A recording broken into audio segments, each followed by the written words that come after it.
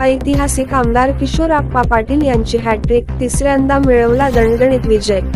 पाचोरा भडगाव विधानसभा मतदारसंघात महायुतीचे अधिकृत उमेदवार आमदार किशोरप्पा पाटील यांनी दणदणीत विजय मिळविला आहे। मतमोजणीच्या एकूण 26 फेऱ्या पडल्या।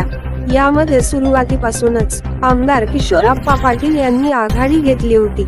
यामध्ये आता शेवटी किशोरप्पा पाटील यांनी ऐतिहासिक विजय मिळवला आहे।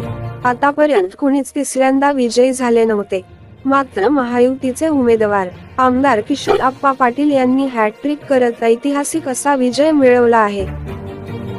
एलिगेशन होणार नाही याची काळजी आपल्याला सगळ्यांना घ्यायची आहे आणि म्हणून मी तुमच्या सगळ्यांचं अभिनंदन करत असताना आता सगळ्यांना हात जोडून विनंती करतो की आपली ही मिरवणूक ही आता इथेच विसर्जन होते।